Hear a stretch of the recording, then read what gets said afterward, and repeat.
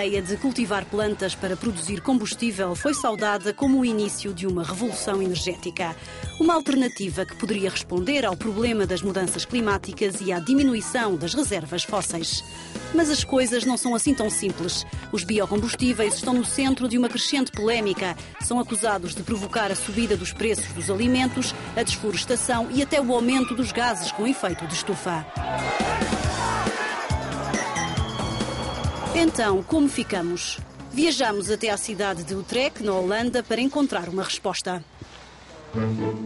André Faige é professor de análise de sistemas de energia na Universidade de Utrecht e um especialista mundial em energia sustentável. Faige afirma que é possível produzir alimentos e a biomassa suficientes para satisfazer as nossas necessidades no futuro. Esta quinta dedica-se atualmente ao cultivo de pastagens e à criação de gado, mas no futuro poderá ser uma fonte abundante de matéria-prima para biocombustível.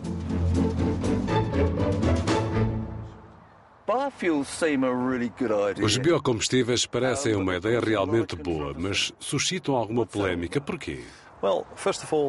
Temos boas razões para desenvolver os biocombustíveis e utilizar a biomassa para produzir energia, porque, por um lado, temos o problema das alterações climáticas que precisamos de resolver com urgência e, por outro lado, temos um problema de energia, porque estamos a ficar sem combustíveis fósseis, em particular sem petróleo. A biomassa é adequada para produzir combustíveis líquidos a partir de uma fonte renovável e que pode ser qualquer matéria vegetal.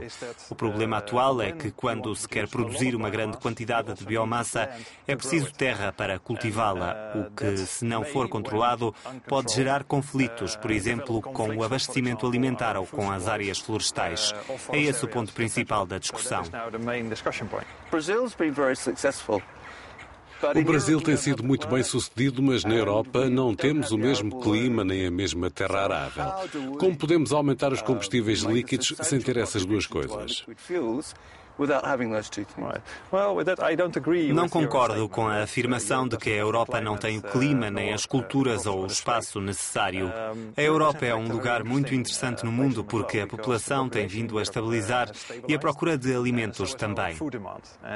E vemos que a Europa tem sido capaz de desenvolver uma agricultura muito produtiva, principalmente nos antigos Estados-membros da União Europeia.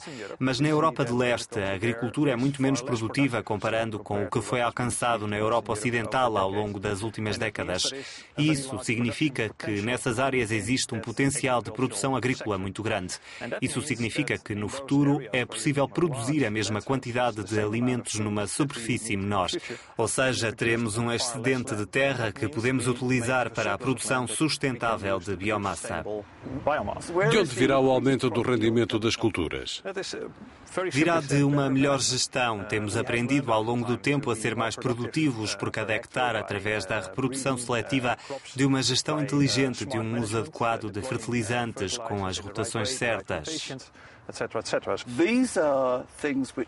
Essas coisas ficam muito bem no papel, mas quem vai implementá-las? E como serão implementadas? É uma excelente pergunta. Em primeiro lugar, gostaria de dizer que isto pode parecer complexo, mas também devemos perguntar: será que temos outra opção? Porque, por um lado, temos o problema da energia e do clima e, por outro, temos que trabalhar para o nosso abastecimento alimentar, para termos uma agricultura sustentável e para promover o desenvolvimento rural.